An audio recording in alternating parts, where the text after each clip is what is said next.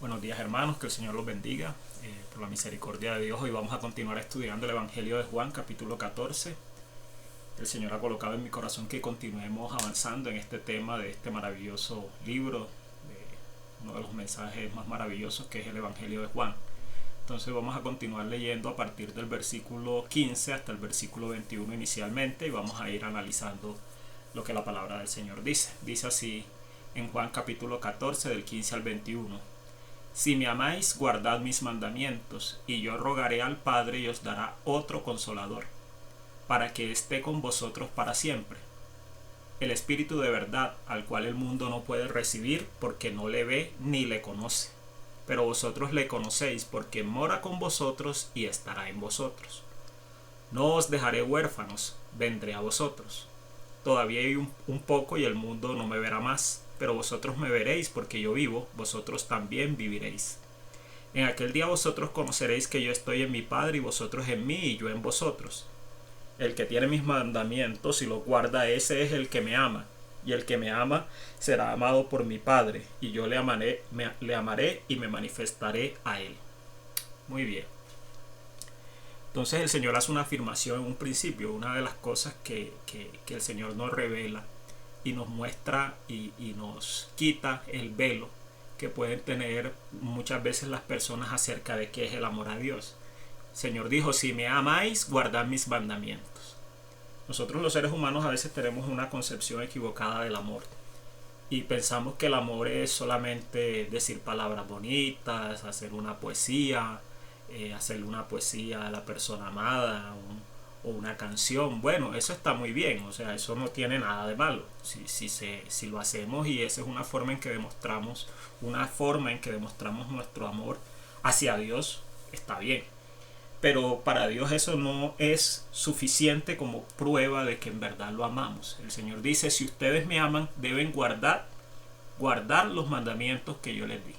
Y aquí aparece como, miren que el verbo está en imperativo, aparece como un mandamiento: guardad mis mandamientos. Entonces nosotros no podemos engañar a Dios y también engañarnos a nosotros mismos, ¿ya? De pronto nos podemos engañar a nosotros mismos, porque engañoso es el corazón del hombre más que todas las cosas, y perverso, ¿quién lo conocerá? Sabemos que nosotros de pronto nos engañamos a nosotros mismos, pero a Dios es imposible engañarlo. Dios conoce verdaderamente nuestras motivaciones y por qué hacemos lo que hacemos, y para Dios es imposible que alguien realmente lo ame si no está guardando su voluntad. Vemos que este mismo mandamiento y estas mismas palabras el Señor las repite varias veces a lo largo de esta pasaje de Juan capítulo 14. Por ejemplo, en el 21 dice: el que tiene mis mandamientos y los guarda, ese es el que me ama, y el que me ama será amado por mi Padre, y yo le amaré y me manifestaré a él. Entonces, no es solamente suficiente con tener los mandamientos de Dios, o sea, con conocerlos, porque el conocimiento envanece, pero el amor edifica, el amor al prójimo y el amor de Dios. No es suficiente con conocer la voluntad de Dios, sino los hacedores de la palabra de Dios, esos son los que verdaderamente aman a Dios. Entonces debemos procurar seguir los mandamientos de Dios, independientemente de que nos gusten o no nos gusten, de que estemos a gusto o de si tenemos ánimo o no. Si queremos demostrarle verdaderamente amor a nuestro Padre Celestial, el que nos ha dado todas las cosas, tenemos necesariamente que cumplir todas sus enseñanzas, las enseñanzas de Cristo, las enseñanzas de los apóstoles y de los profetas, porque si nosotros decimos que lo amamos y no guardamos su palabra, nos engañamos a nosotros mismos, a Dios no. ¿Ya? Y el Señor asegura: el que me ama será amado por mi Padre, y yo le amaré y me manifestaré a él. También más adelante en Juan 14:23 dice: respondió Jesús y le dijo: el que me ama mi palabra guardará, y mi Padre le amará, y vendremos a él y haremos morada con él. Entonces nos da una promesa que es segura, que si nosotros guardamos la voluntad de Dios, tanto el Padre como el Hijo morará en nuestros corazones. Por eso es que el Señor dice: aquí yo estoy a la puerta y llamo, si alguno oye mi voz y abre la puerta, entraré a él y cenaré con él y él conmigo. O sea, estaremos con él. Dios promete que estará con todo aquel que verdaderamente cumpla su voluntad porque le ha demostrado que lo ama. Entonces, hermanos, no nos podemos engañar a nosotros mismos pensando que podemos amar a Dios y estar haciendo exactamente lo contrario a lo que Dios manda. O decir, no, pero es que yo voy a la iglesia, yo me congrego, oro en las mañanas, oro en las noches, pago mis ofrendas, doy mis ofrendas, ayudo a mi prójimo a veces, y ya con eso ya estoy cumpliendo. Pero si yo ofendo a Dios y Dios me dice no robes, no hurtes, no trances, no mates, no hagas todas estas cosas que me ofenden, no seas un fornicario, un idólatra, no hagas ninguna de esas cosas porque me ofenden, y tú deliberadamente, sabiendo que Dios en su palabra dejó escrito que esas cosas no debemos seguirlas practicando porque ya no estamos en esa ignorancia, y insistimos en continuar haciendo esas actividades, pues es nuestra culpa, no es culpa de Dios que Dios no los haya dicho, somos nosotros mismos los que nos estamos engañando y estamos mintiéndonos a nosotros mismos diciendo que amamos a Dios. Porque si así fuese, entonces todos los políticos corruptos, todos los asesinos, todos los delincuentes, todos los narcotraficantes, todos los que están en las cárceles aman a Dios, porque ellos, tú les preguntas que si aman a Dios, y claro, a Chuchito yo lo amo, pero de labios hacia afuera, pero están infringiendo la ley de Dios y no tienen ningún remordimiento, ni siquiera remordimiento, y mucho menos arrepentimiento. Entonces nosotros no podemos decir que porque cumplimos ciertos rituales externos nosotros amamos a Dios.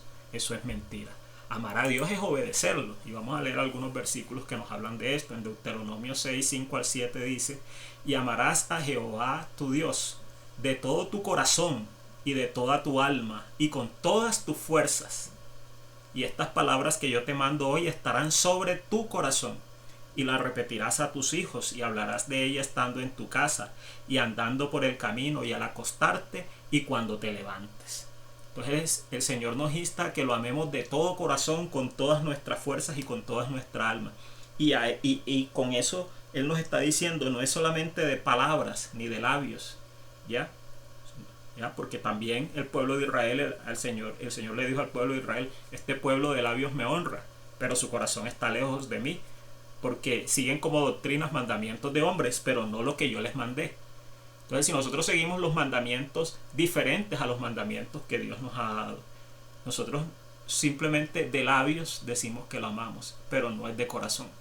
La única forma de amar a Dios de todo corazón, con todo el alma y con todas las fuerzas, es luchando contra nuestra propia naturaleza, sometiendo nuestro libre albedrío a la voluntad de Dios y haciendo lo que Dios quiere que hagamos. Y como los seres humanos tenemos un grave problema con la verdad, porque no nos gusta muchas veces en nuestro estado natural, al hombre natural no le gusta la verdad, sino que se complace en la mentira y en la injusticia. Entonces por eso es que cuando llegamos ya al cristianismo pensamos que podemos seguir en lo mismo, y no puede ser así.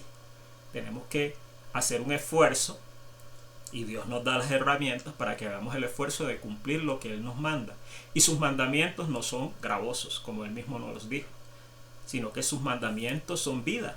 Entonces tenemos que hacer todo lo posible por amar a Dios sinceramente, haciendo lo que Él nos dice. Si yo sé que estoy hoy haciendo algo que a Dios no le agrada, lo que tengo que ir delante de Él, reconocerlo, decirle: Señor, de verdad, me equivoqué, estoy haciendo mal, dame la fuerza, yo quiero luchar contra eso, y apártate.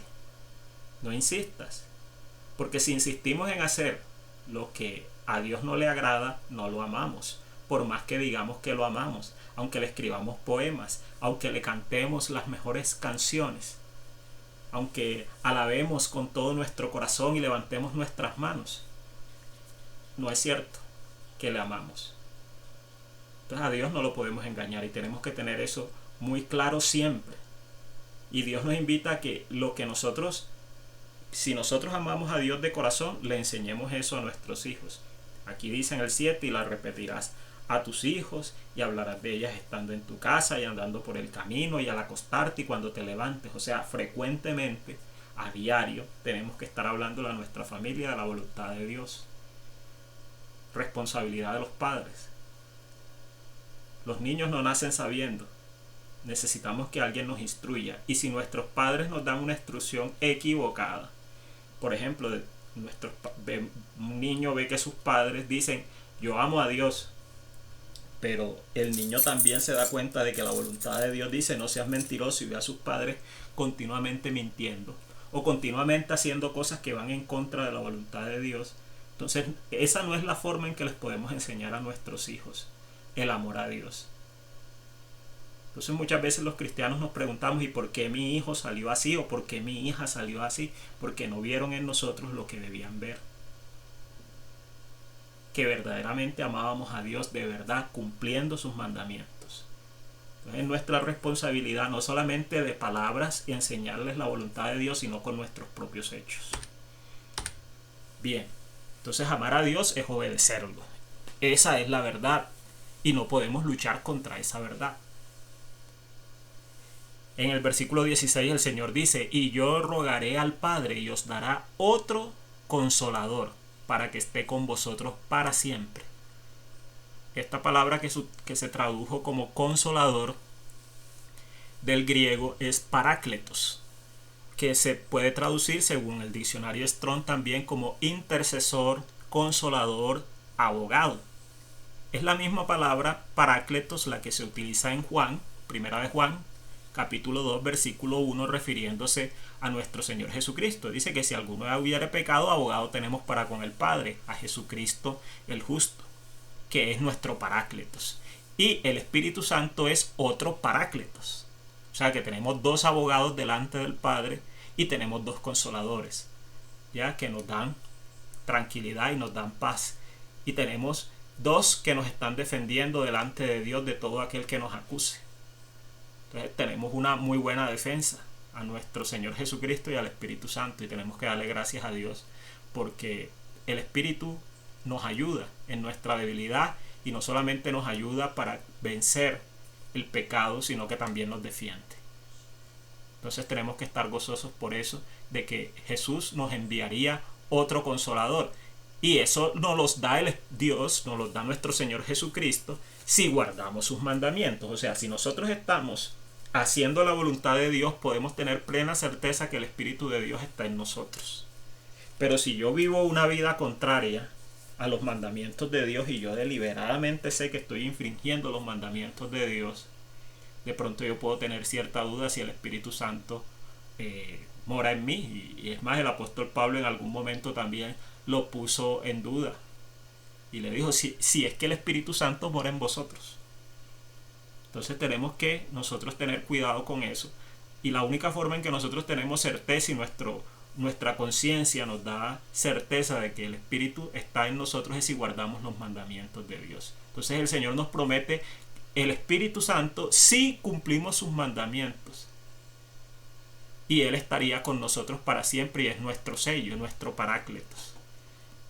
Dice el versículo 17, el Espíritu de verdad, el cual el mundo no puede recibir, porque no le ve ni le conoce, pero vosotros le conocéis, porque mora con vosotros y estará en vosotros. Entonces el mundo no puede recibir al Espíritu. ¿Por qué no lo puede recibir? Porque se deleita en la mentira, se deleita en el pecado. El Espíritu no está con ellos. Entonces nosotros no podemos seguir viviendo la vida cuando ya somos creyentes como si estuviésemos en el mundo, porque no le hemos recibido. Y nos engañaríamos a nosotros mismos si pensáramos que tenemos el Espíritu Santo y estamos yendo en contra de la voluntad de Dios. ¿Ya? El Espíritu Santo, el Señor Jesucristo les dice aquí, porque mora con vosotros y estará en vosotros. Mire, en este momento el que el Señor les está diciendo esto, todavía no había venido el Espíritu Santo en Pentecostés, pero ya estaba con ellos, ya estaba con los discípulos, ya estaba con el Señor también, pero no viviendo dentro de ellos, sino sobre ellos, como dice en el Antiguo Testamento. Dice, porque mora con vosotros y estará en vosotros. Y eso nosotros nos damos cuenta que se ve claramente que se cumple en el libro de Hechos, capítulo 2, cuando el Espíritu Santo vino sobre los discípulos como lenguas de fuego. El Señor lo había prometido que así sería y así sucedió. Entonces el Espíritu Santo está viviendo dentro de nosotros, y el Espíritu Santo es santo. Por eso Dios nos dice, sed santos porque yo soy santo. Porque podemos afrentar al Espíritu si no lo obedecemos. Dice, no os dejaré huérfanos, vendré a vosotros. El Señor quiere que nunca sintamos que estamos lejos de Él. Y Él nos da estas palabras en la Escritura para que nosotros no pensemos que porque Él está ahora mismo sentado a la diestra del Padre, Él está lejos de nosotros, porque no es cierto. Él siempre está con nosotros. Cada día de nuestras vidas, en cada paso que damos. Es más, nosotros nos acostamos a dormir y Él está allí, cuidando nuestro sueño. Entonces nosotros tenemos que tener plena certeza porque Él lo prometió, no los voy a dejar huérfanos, y nos dice cómo, a través del Espíritu, del Paráclitos, del Espíritu Santo. Vamos a leer estos versículos también. En Hechos 1, 4 al 9 dice, y estando juntos, les mandó que no se fueran de Jerusalén, sino que esperasen la promesa del Padre, la cual les dijo, oísteis de mí. Porque Juan ciertamente bautizó con agua, mas vosotros seréis bautizados con el Espíritu Santo dentro de no muchos días. Y les dijo, no os toca a vosotros saber los tiempos o las sazones que el Padre puso en su sola potestad, pero recibiréis poder cuando haya venido sobre vosotros el Espíritu Santo, el poder de vencer al pecado, el poder de hacer la voluntad de Dios. Y me seréis testigos en Jerusalén, en toda Judea, en Samaria y hasta lo último de la tierra. Dios nos dio el poder a través del Espíritu Santo para poder ser testigos y llevar el mensaje. Testigos de Cristo. Entonces eso es lo que tenemos que hacer, llevar el mensaje de Cristo hasta lo último de la tierra, porque ya Dios nos ha dotado del Espíritu Santo para que podamos hacer esa obra. Y habiendo dicho estas cosas, viéndolo ellos, fue alzado y le recibió una nube que le ocultó de sus ojos. Entonces el que bautiza con el Espíritu Santo es nuestro Señor Jesucristo. El que nos da el Espíritu Santo es nuestro Señor Jesucristo, enviado desde el cielo por el Padre en nombre de Jesús. En el libro de Hechos, en el libro de Juan, capítulo 2, versículo 33, da este testimonio Juan el Bautista. Y yo no le conocía, pero el que me envió a bautizar con agua, aquel me dijo, sobre quien veas descender el Espíritu y que permanece sobre él, ese es el que bautiza con el Espíritu Santo. Entonces, ¿quién es el que nos bautiza con el Espíritu Santo actualmente? Nuestro Señor Jesucristo. O sea, Él es el que ruega al Padre para que nos dé el Espíritu, cuando nosotros estamos tratando de vivir para hacer la voluntad de Dios. Dios conoce nuestra debilidad, sabe que no vamos a poder solos, pero ya ve en nuestro corazón el deseo, la intención de hacer su voluntad. Entonces Dios nos dota con el Espíritu para que podamos hacer la voluntad de Dios. Entonces el que bautiza actualmente con el Espíritu Santo es nuestro Señor Jesucristo. En la época apostólica, más o menos hasta el año 95, 99 después de Cristo, hasta que vivió Juan, hasta esa época los apóstoles también recibieron autoridad de parte del Señor para bautizar con el Espíritu Santo. Y usted lo lee en el libro de Hechos, que por ejemplo en el libro de Hechos usted ve cómo de pronto los apóstoles oraban por las personas y recibían el Espíritu Santo. Pero pasada la era apostólica, actualmente el que nos bautiza con el Espíritu Santo es nuestro Señor Jesucristo, a los que Él le parece y conoce. Dios sabe quién es quién. Nosotros vemos que hay personas que le oran a Dios para que los demás reciban el Espíritu Santo. Pues yo no le veo nada de malo a eso. Eso es un buen deseo, desear que los otros reciban el Espíritu y sean llenos del Espíritu. Pero nosotros no podemos estar pensando que en este tiempo hay personas que pueden bautizar con el Espíritu, porque no hay argumento bíblico para decirlo. Pero podemos orar porque las otras personas reciban el Espíritu Santo y es completamente adecuado, no tiene nada de malo. Entonces nuestro Señor Jesucristo hoy es el que está bautizando a los miembros de la iglesia, a los que se convierten, les está dando el Espíritu Santo para tener poder, para poder hacer la voluntad de Dios y poder combatir el pecado. Pero tenemos que tener cuidado. Este gran don de Dios, este maravilloso regalo, que es que Dios nos haya permitido que el Espíritu Santo more en nosotros, es una tremenda responsabilidad y no debemos contristar al Espíritu, porque si lo hacemos estamos metiéndonos en camisa de 11 varas. La Biblia es muy clara al decirnos que esa es la zarra de nuestra herencia y también nos hace la advertencia de que no debemos contristarlo. En Efesios 4:30 al 32 dice: y no contristéis al Espíritu Santo de Dios, con el cual fuisteis sellados para el día de la redención. Quítense de vosotros toda amargura, enojo, ira, gritería, maledicencia y toda malicia. Antes sed benignos unos con otros, misericordiosos, perdonándoos unos a otros como Dios también os perdonó a vosotros en Cristo. En Efesios 1, 13 y 14 dice: en él también vosotros, habiendo oído la palabra de verdad, el evangelio de vuestra salvación, y habiendo creído en él, fuisteis sellados con el Espíritu Santo de la promesa, que es las arras de nuestra herencia hasta la redención de la posesión adquirida para alabanza de su gloria. Entonces el Espíritu Santo es el sello que Dios nos colocó, y digámoslo así el documento con el que nosotros nos presentamos delante de Dios, por medio del cual nosotros podemos pedir esa herencia que Él nos ha prometido. O sea, si nosotros tenemos al Espíritu Santo, nosotros podemos ir a reclamar la herencia que nos corresponde. Reclamar en sentido figurado, porque a Dios no se le puede reclamar nada. Nosotros no somos nadie para obligar a Dios, como algunos quieren orar, que oran como si pudieran mandar a Dios. Nosotros no, sino que es la garantía que Dios nos da para que nosotros podamos presentarnos algún día delante de Él y nosotros poder decir: somos tus hijos. Jesús nos limpió con su sangre y nos selló con su espíritu.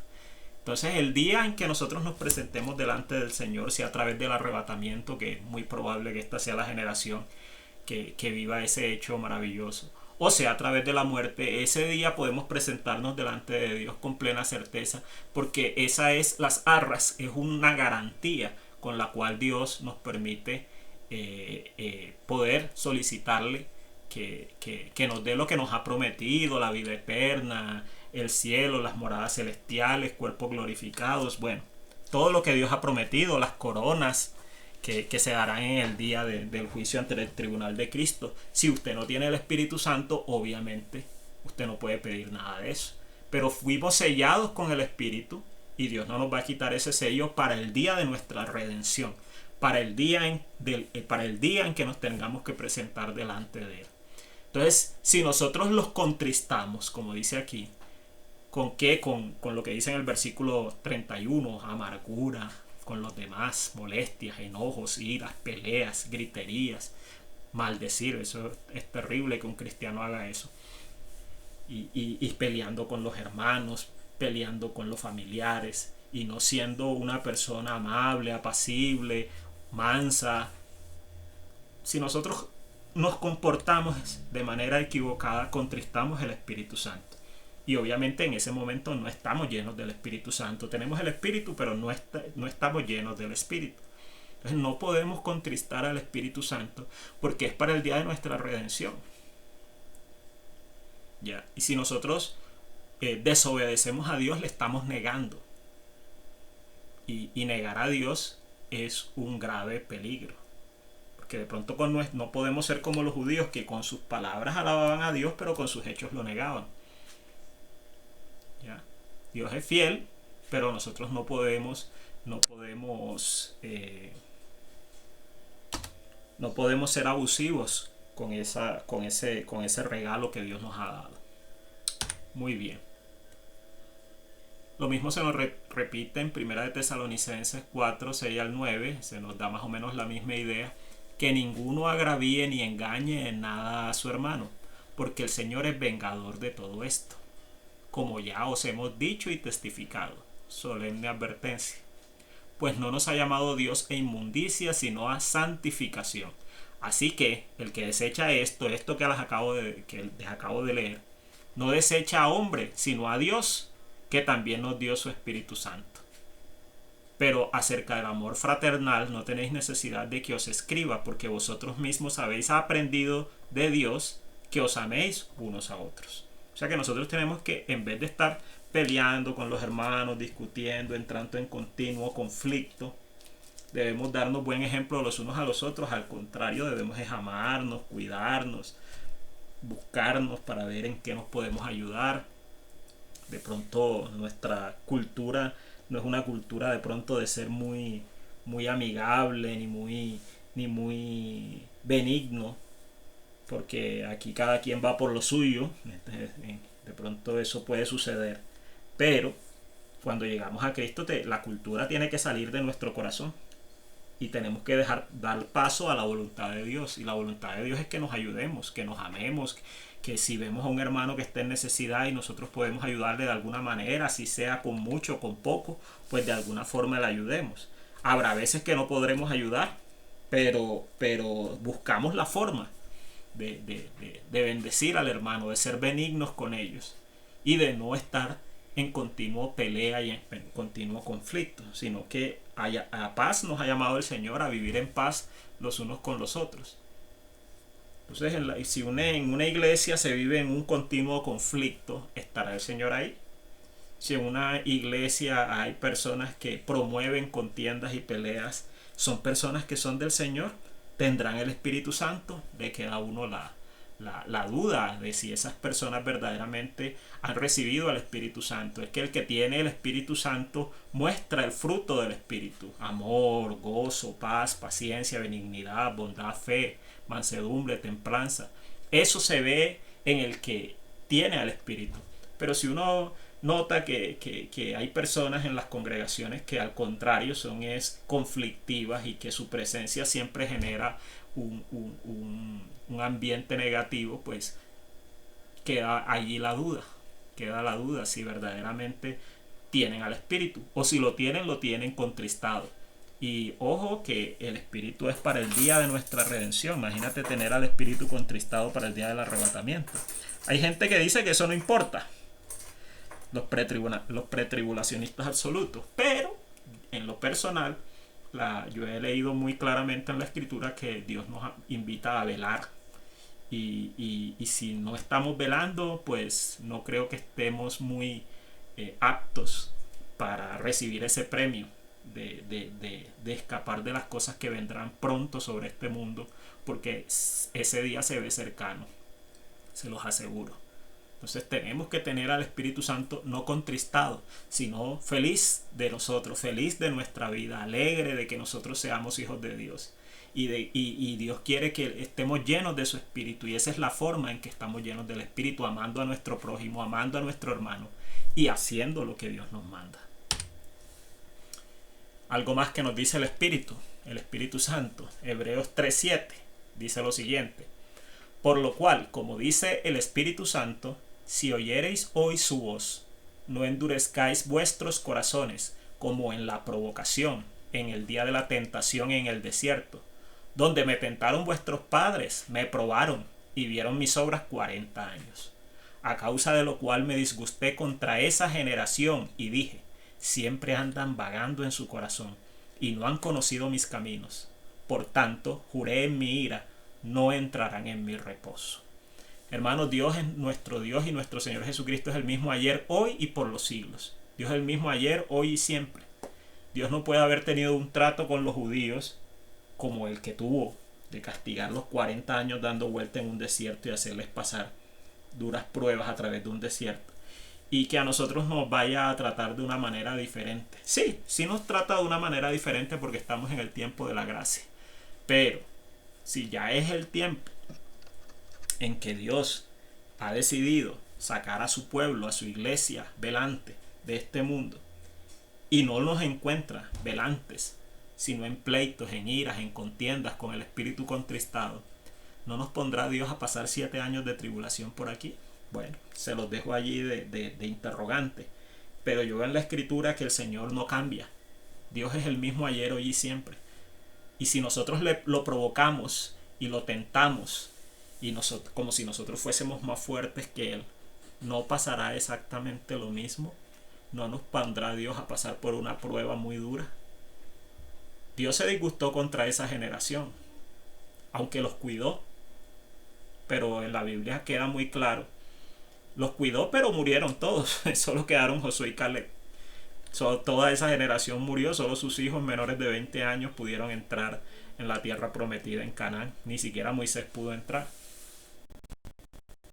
Bueno, dése cuenta que cuando usted lee el libro de Apocalipsis, los creyentes que quedan en el periodo de la tribulación y los que creen en Cristo en el periodo de la tribulación serán decapitados. Entonces, hermanos, nosotros no podemos estar jugando con Dios.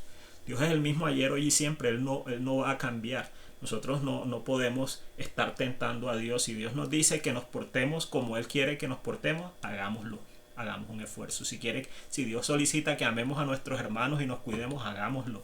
Así de pronto usted no tenga ese sentimiento, porque a veces los seres humanos queremos o pretendemos sentir. No es que tengo que sentirlo para hacerlo. No necesariamente, hermano. El amor no es solamente un sentimiento, también es una decisión. Tenemos que decidir amar a nuestros hermanos, amar a los que aman a Dios, buscarlos, ayudarlos, ver para qué somos útiles. Obvio, no podemos ser tampoco tropiezo para otros siendo perezosos. La escritura es muy clara, el que no trabaje que tampoco coma. ¿Ya? Eso está muy, muy claro en la Biblia. Si usted no quiere trabajar, pues tampoco tiene por qué recibir ninguna ayuda. Pero si usted es una persona que trabaja y sirve a Dios y trabaja secularmente y en algún momento tiene una dificultad, pues obviamente se le ayuda y los hermanos debemos amarlo. Y aunque en algún momento pudiéramos haber tenido un conflicto o algún tipo de molestia, eso tenemos que dejarlo aparte, porque la Biblia nos dice que tenemos que ser como niños. Y los niños no viven acordándose de las peleas que tienen. Usted puede poner a pelear a dos niños hoy. Bueno, usted no los pone a pelear, ellos pelean solitos como buenos humanos que son. Y a los pocas horas ya ni se acuerdan que pelearon y siguen como si nada. Entonces nosotros no podemos estar acordándonos de lo que nos hicieron, ya, porque eso es estar amargado. Y ahorita lo leímos muy claramente: quítese de vosotros toda amargura. Efesios 4:31. Entonces, no tentemos a Dios. No andemos vagando en nuestro corazón haciendo nuestra propia voluntad, como hicieron los que tentaron al Señor y duraron 40 años en el desierto dando vueltas. Porque el Señor les prometió: juré en mi ira, no entrarán en mi reposo, no les daré descanso. Nosotros tenemos que tener mucho cuidado con eso, hermanos. Bueno, hermanos, entonces si queremos entrar en el reposo de Dios, debemos no andar vagando en nuestros corazones, sino haciendo lo que a Dios le agrada. Hebreos 6:4-11 dice lo siguiente: porque es imposible que los que una vez fueron iluminados y gustaron del don celestial y fueron hechos partícipes del Espíritu Santo, y asimismo gustaron de la buena palabra de Dios y los poderes del siglo venidero, y recayeron, sean otra vez renovados para arrepentimiento, crucificando de nuevo para sí mismos al Hijo de Dios y exponiéndole a vituperio. Bueno, hermanos, la palabra del Señor es muy clara. Todos tendremos tropiezos. O sea, ese no es el problema. El problema es la gente que cae y queda caída. Vamos a leer.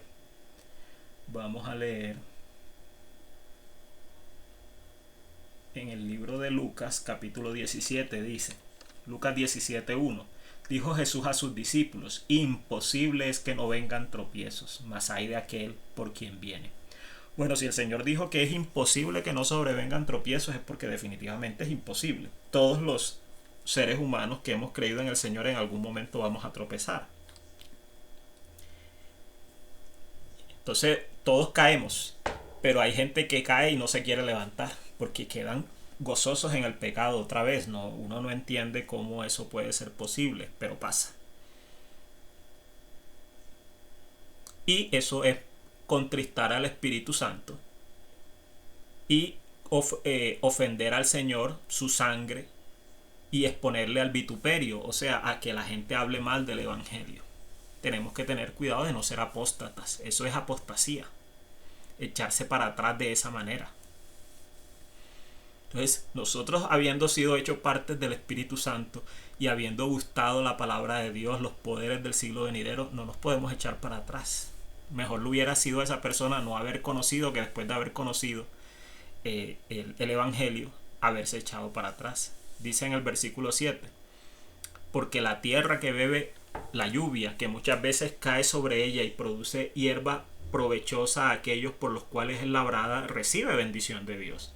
Pero la que produce espinos y abrojos es reprobada, está próxima a ser maldecida, y su fin es el ser quemada. O sea, esa persona lo único que está buscando es terminar en el infierno. Pero en cuanto a vosotros, oh amados, estamos persuadidos de cosas mejores y que pertenecen a la salvación, aunque hablamos así. Porque Dios no es injusto para olvidar vuestra obra y trabajo de amor que habéis mostrado hacia su nombre, habiendo servido a los santos y sirviéndoles aún. Pero deseamos que cada uno de vosotros muestre la misma solicitud hasta el fin, para plena certeza de la esperanza, a fin de que no os hagáis perezosos, sino imitadores de aquellos que por la fe y la paciencia heredan las promesas. Ahora, Dios no es injusto para olvidar nuestra buena obra y nuestro trabajo y lo que hemos hecho por Él. Pero nosotros no podemos dormirnos en los laureles y decir, no, es que ya yo hace 10 años hice y yo hace 15 años trabajé. Dios se acuerda de nuestra buena obra, pero entonces ahora yo voy a decir, bueno, me voy a volver atrás y voy a echarme una canita al aire. No. Las justicias que hayamos hecho no serán recordadas, como dice en el libro de Ezequiel. Nosotros tenemos que permanecer hasta el fin, como dice el versículo 11. Pero deseamos que cada uno de vosotros muestre la misma solicitud hasta el fin. El que persevere hasta el fin será salvo. ¿Ya? Y debemos permanecer haciendo la buena obra y el trabajo de amor que Dios nos ha encomendado. No podemos dejar, no, yo lo hice antes y ya no lo voy a hacer. Porque cuando nosotros nos volvemos perezosos, como les hablé el otro día, cuando nos hacemos flojos para hacer las cosas, así como Celio, del que les hablé el otro día en la predicación pasada, pues entonces sucede de que nos enfriamos. Nosotros tenemos que permanecer trabajando. No, es que yo antes predicaba y ya no predica. ¿Ya? Entonces te duermes, te enfrías. No, es que yo antes tocaba guitarra y cantaba cánticos al Señor y ya no lo hace, te enfrías. Yo antes evangelizaba y ya no, pues te enfrías.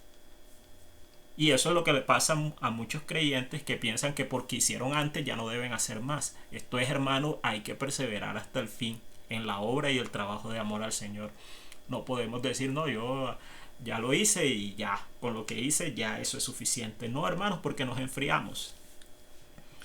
Ese ferviente amor y ese ferviente deseo de hacer la voluntad de Dios se va apagando.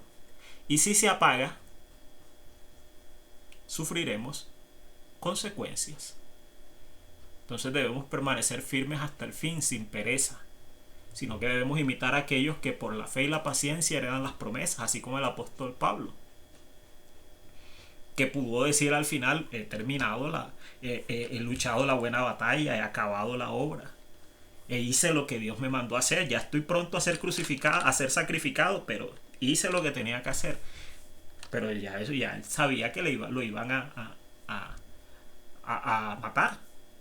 Pero él estaba convencido de que había hecho lo que tenía que hacer. Entonces nosotros debemos tener esa misma certeza al final de nuestras vidas o al final de nuestra carrera. Y como dice el dicho, cuidado no se nos quema el pan en la boca del horno.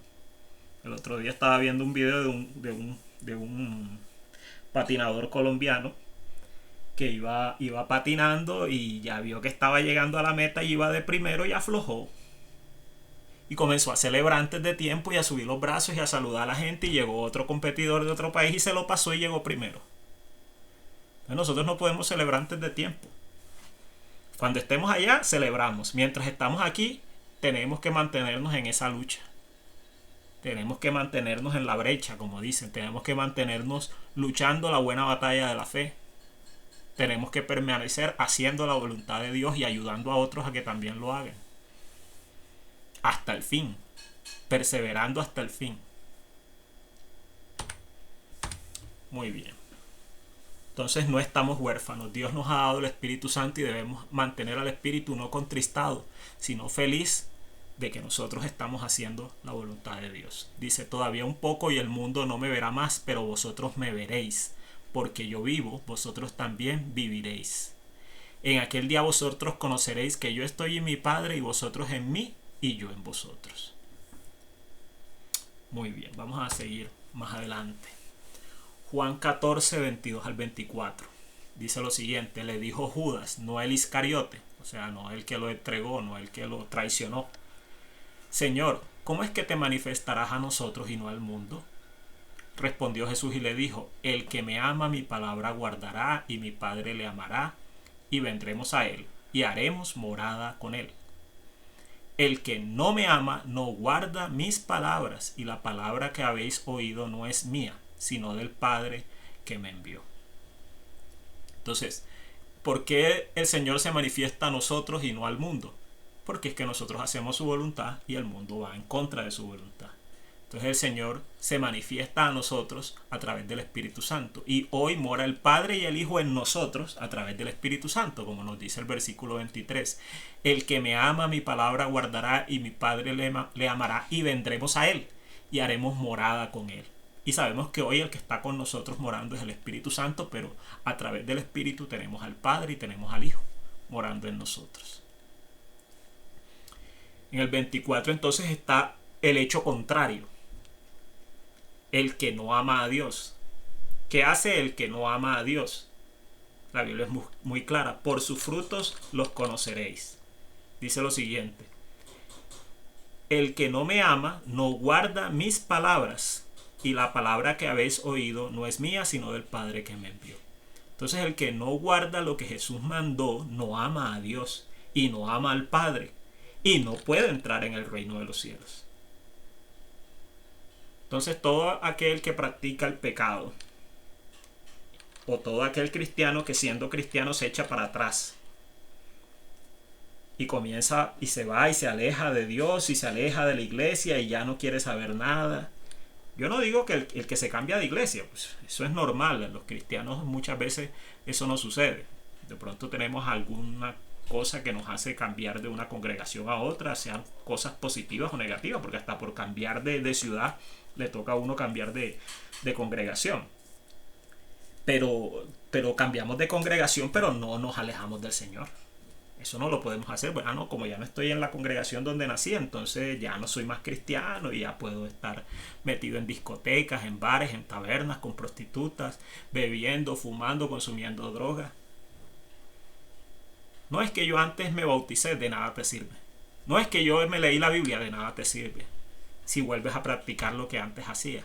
Eres simplemente lo que el Señor dijo, lo que el apóstol Pedro dijo, una puerca lavada. Que no quisiste permanecer. El que es de Dios permanece hasta el fin. Entonces el que no ama la voluntad de Dios, el que no ama la voluntad de Dios, no ama a Dios. Vamos a leer unos versículos. Apocalipsis 3:19 al 22 dice: yo reprendo y castigo a todos los que amo. Sé pues celoso y arrepiéntete. He aquí yo estoy a la puerta y llamo. Si alguno oye mi voz y abre la puerta, entraré a él y cenaré con él y él conmigo. Al que venciere, le daré que se siente conmigo en mi trono, así como yo he vencido y me he sentado con mi Padre en su trono. El que tiene oído, oiga lo que el Espíritu dice a las iglesias. Muy bien. Dios promete que reprende y castiga a los que ama. Es la única forma en que muchas veces los seres humanos nos despertamos. Si alguno por estar haciendo el mal se da cuenta de que le está yendo mal, no, de verdad me está yendo mal, es porque estoy haciendo lo que a Dios no le agrada. Alégrate, porque eres hijo de Dios. Porque Dios al que ama disciplina, y al que toma por hijo lo corrige. Pero si estás haciendo mal y te va bien, y tú sabes que estás haciendo mal porque la Biblia dice que eso es malo, y te está yendo bien, ojo, ¿no será que ya Dios te dejó? Porque Dios abandona hasta ese punto. Si el ser humano se vuelve absoluta y completamente terco, con una conciencia cauterizada, ya Dios lo deja, haga lo que quiera. Este no es hijo mío porque Él no quiere, no porque Dios no quiera, porque Él no quiere. Entonces el Señor siempre está tocando a nuestra puerta. Siempre, todo el tiempo diciendo: cambia, debes mejorar, todavía puedes ser más santo. Ya te crees santo, pues el que sea santo santifíquese más todavía, y el que sea inmundo todavía. Si ya creemos que estamos bien, miremos que no caigamos y sigamos adelante, santificándonos cada día más, siendo cada día mejores creyentes, mejores testigos de Cristo en este mundo. Muy bien. Entonces no creamos que Dios va a permitirnos vivir una vida doble. No podemos estar en dos aguas. O estamos de un lado o estamos del otro. O somos de Dios o somos del enemigo de Dios. Pero no podemos vivir diciendo que estamos del lado de Dios sin guardar su palabra. Porque la palabra que nos habló Jesús es la palabra del Padre. Si no obedecemos a Dios, Dios no puede estar con nosotros. Juan 14, 25 al 27 dice: os he dicho estas cosas estando con vosotros, mas el Consolador, aquí ya nos dice claramente, el Espíritu Santo, a quien el Padre enviará en mi nombre, Él os enseñará todas las cosas y os recordará todo lo que yo os he dicho. La paz os dejo, mi paz os doy. Yo no os la doy como el mundo la da. No se turbe vuestro corazón ni tenga miedo. Entonces el Consolador, el Espíritu Santo, enviado por el Padre en el nombre de Jesús, o sea, como representante de Él, porque ya sabemos, el representante de Dios en la tierra y el representante de Cristo en la tierra, el vicario de Cristo en la tierra, no es el Papa, es el Espíritu Santo. Porque Jesús le rogó al Padre para que enviara el Espíritu Santo. Y el Espíritu Santo es el que lo está representando aquí, el que está recordándonos lo que Él nos dijo. ¿Ya? Entonces no podemos pensar que hay hombres aquí representando a Dios en la tierra. Ahora, la iglesia, como iglesia total, donde mora el Espíritu Santo, es representante de Dios en la tierra, pero no un hombre. Eso es una mentira, eso es un engaño.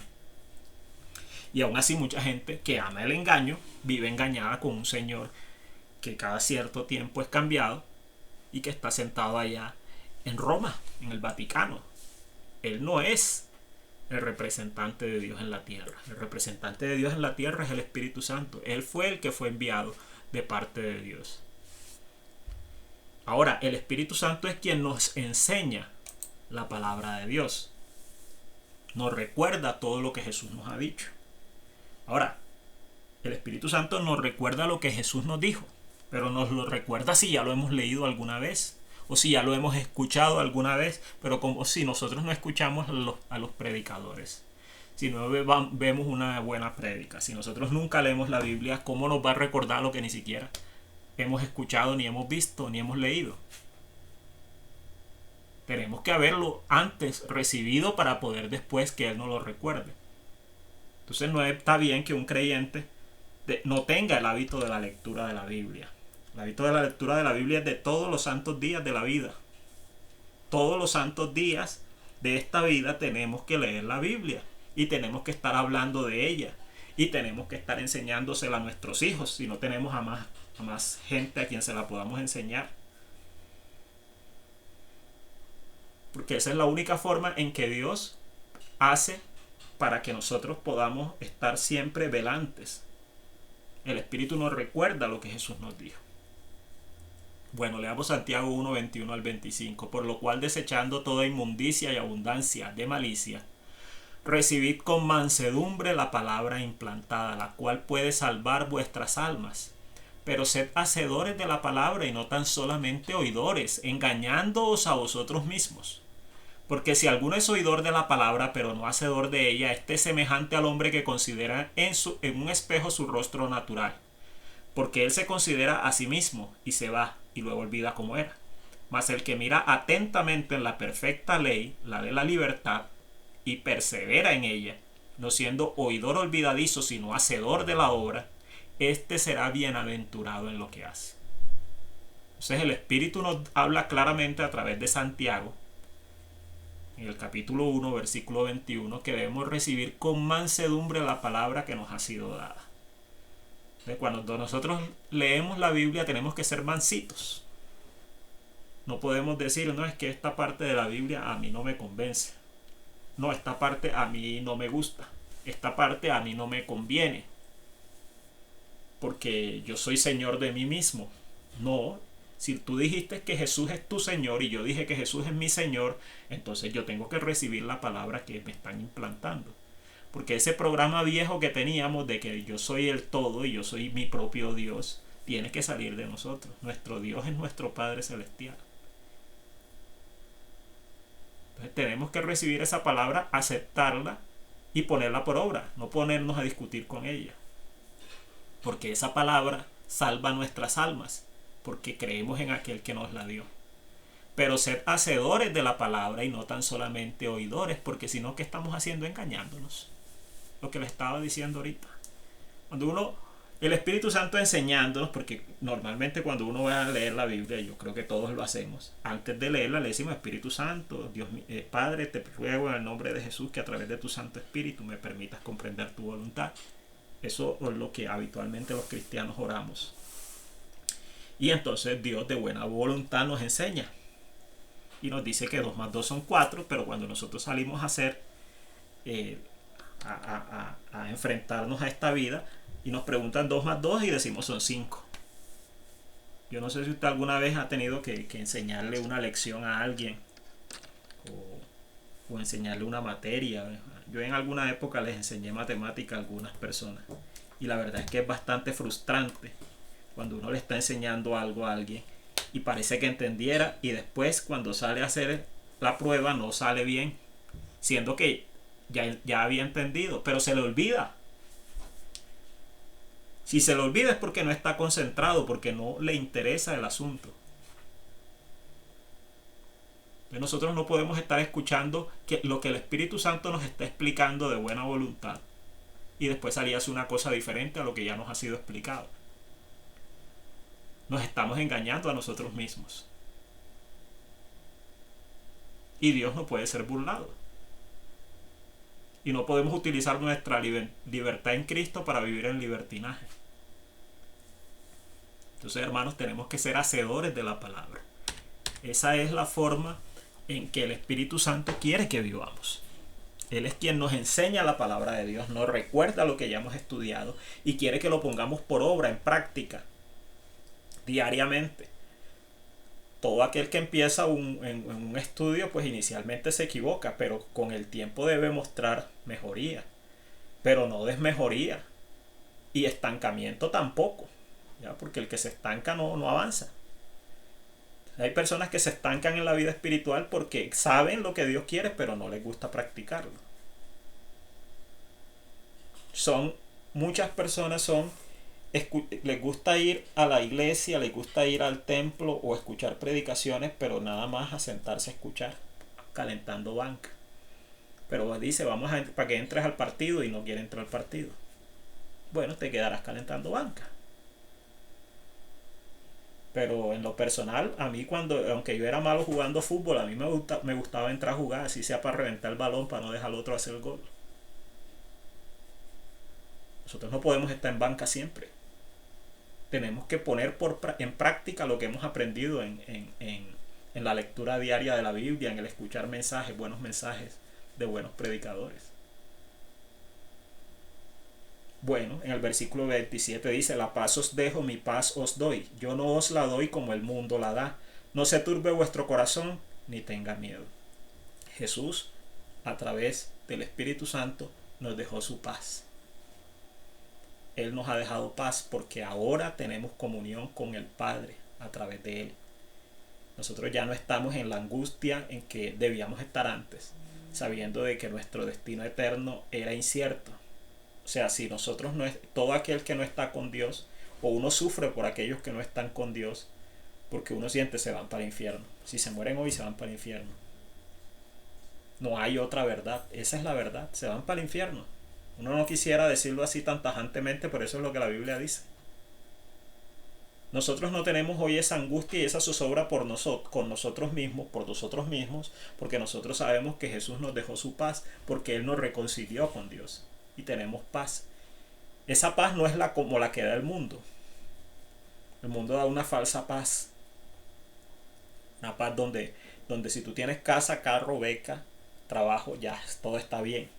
¿Y la paz con Dios de qué? ¿De qué te sirve tener casa, carro, beca, finca, pareja, familia, y al final se pierde tu alma? ¿De qué sirvió? Ningún ser humano que no tenga a Cristo tiene paz verdadera, porque no está reconciliado con Dios.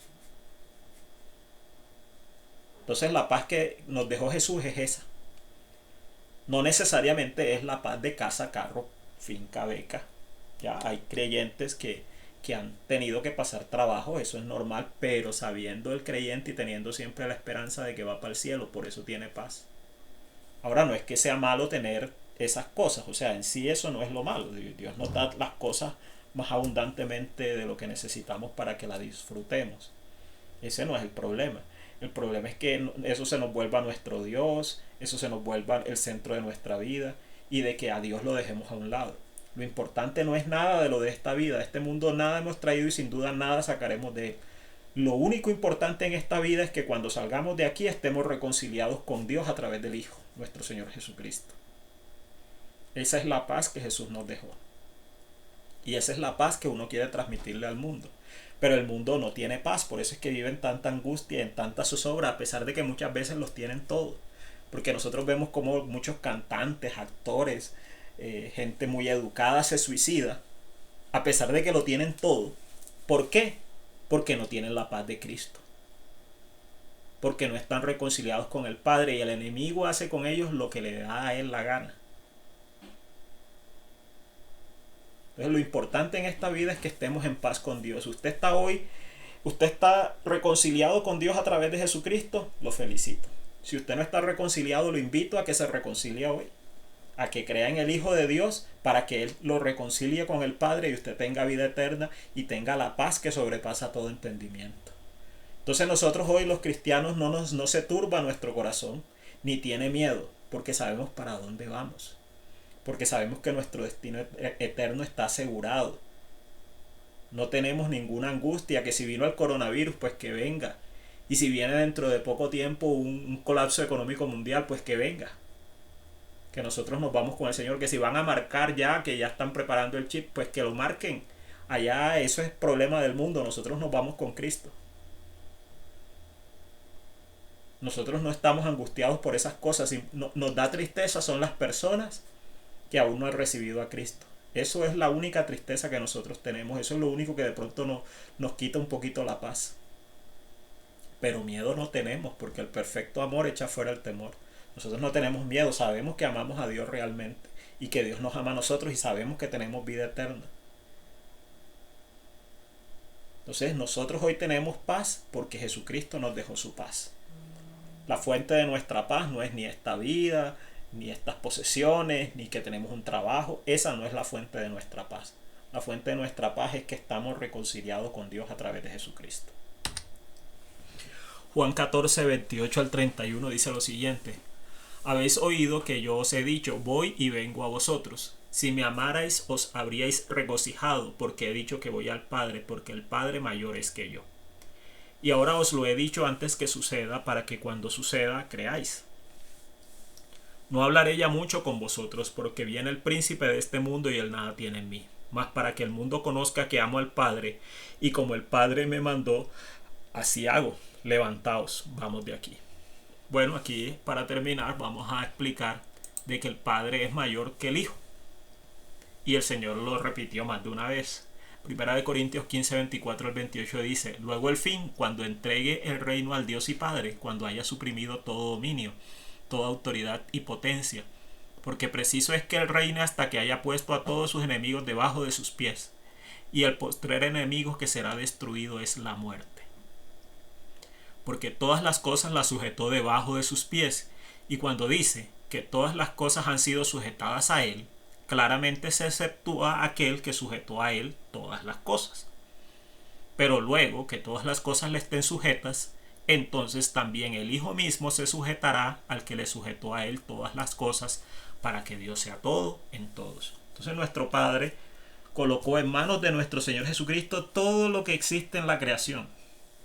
Sean principados, sean dominios, sean potestades, sean reinos, lo visible y lo invisible, lo que estaba debajo del sol, lo que está sobre la tierra y debajo de la tierra, todo le pertenece en este momento y el que gobierna sobre estas cosas es el Hijo.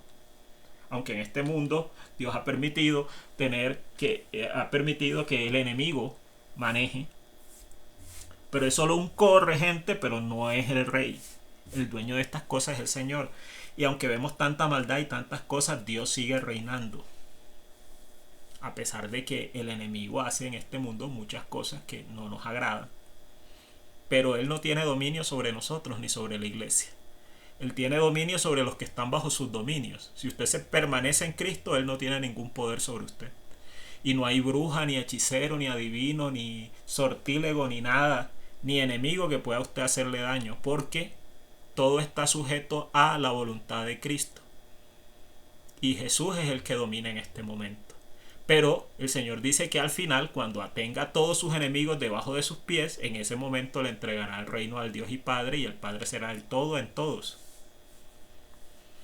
Entonces, dentro de la deidad, a pesar de que el Padre, el Hijo y el Espíritu Santo comparten las mismas características de divinidad, o sea, la omnipotencia, omnipresencia, conocimiento, sabiduría, todo, la eternidad, todo lo comparten, son exactamente iguales. Dentro del seno de la deidad hay un orden, el Padre, el Hijo y el Espíritu Santo. Ese es el orden que ellos han establecido.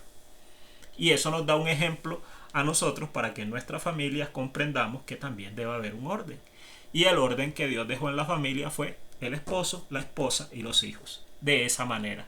No porque el padre sea más que los hijos, o que la madre sea más que los hijos, o que el hijo sea más que el papá, o que el esposo sea más que la esposa. No.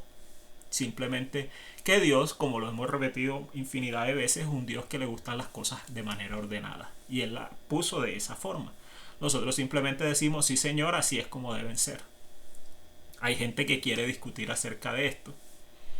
Y en este mundo del relativismo moral, entonces ya el orden ha cambiado y ahora son los hijos los que gobiernan en las casas. Pero no fue esa la voluntad original de Dios. La voluntad original de Dios fue el orden que les acabo de mencionar. Y Él nos da ejemplo dentro del mismo seno de la deidad. Entonces le damos a Dios que nos da instrucciones en todas las cosas para que nosotros podamos vivir una vida mejor. Para que verdaderamente le amemos de corazón y no solamente de palabra. Para que no seamos oidores sino hacedores de su voluntad. Porque esa es la única forma en que amamos verdaderamente a Dios. Y la forma más importante en que amamos a Dios es amando a nuestro prójimo y amando a nuestros hermanos. Te doy gracias, Padre, por tu amor, por tu misericordia, por tu bondad, por habernos hablado a través de tu palabra. Te suplico, Señor, que este mensaje nos edifique a todos. Ayúdanos, Señor, a no olvidar tu palabra, Señor. Permite que la estemos siempre estudiando, analizando, Señor, y que tu Santo Espíritu nos instruya para poder comprenderla conforme a tu voluntad. Permite, Señor, que no nos engañemos a nosotros mismos, sino que verdaderamente, Señor, hagamos lo que a ti te agrada y no andemos conforme a nuestros deseos vagando en nuestros corazones. Ayúdanos, Señor. Todo esto te lo pedimos en el nombre de nuestro amado Señor Jesucristo. Amén.